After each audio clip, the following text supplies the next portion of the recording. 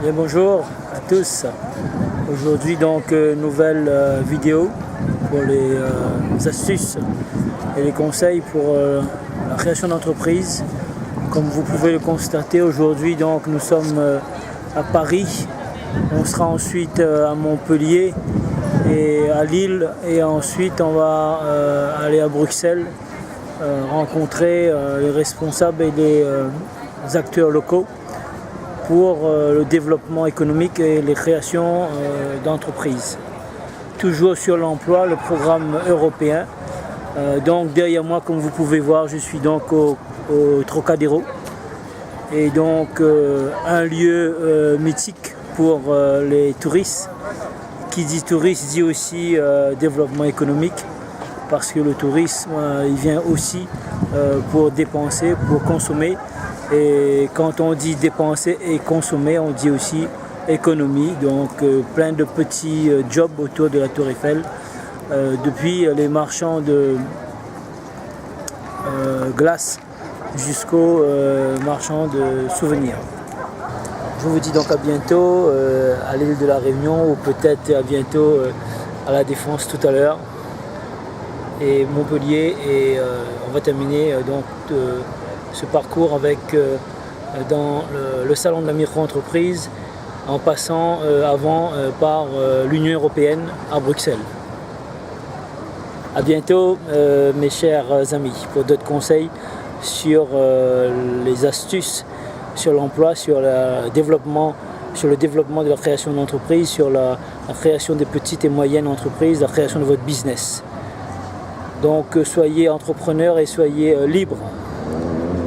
A très bientôt. Suite à la Tour Eiffel, bon, j'ai été mouillé parce que comme vous avez vu, il y a des gens qui étaient en train de prendre un brin de soleil, comme on dit, et il y avait une fontaine, donc on m'a arrosé.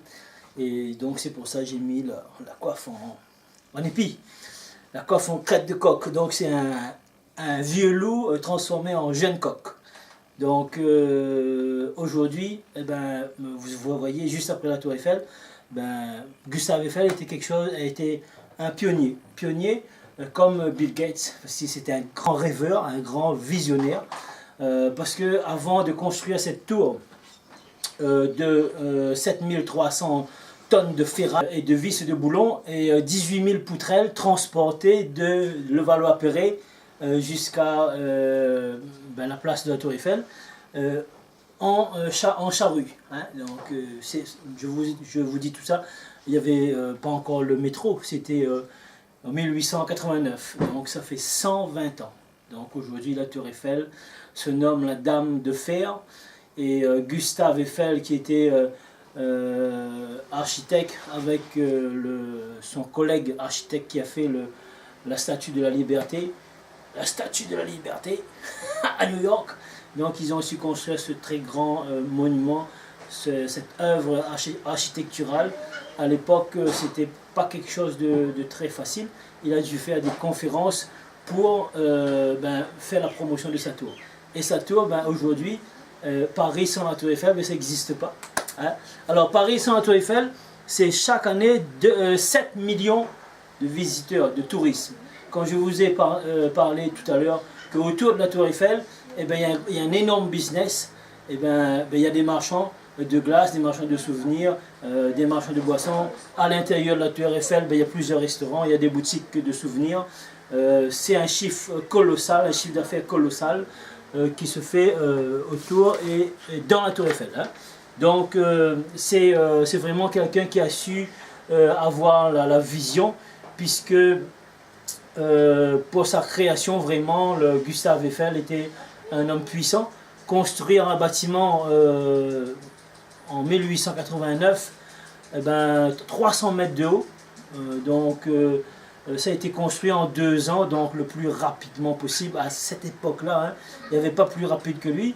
Et toutes les 4 pieds sont dans des sabots étanches.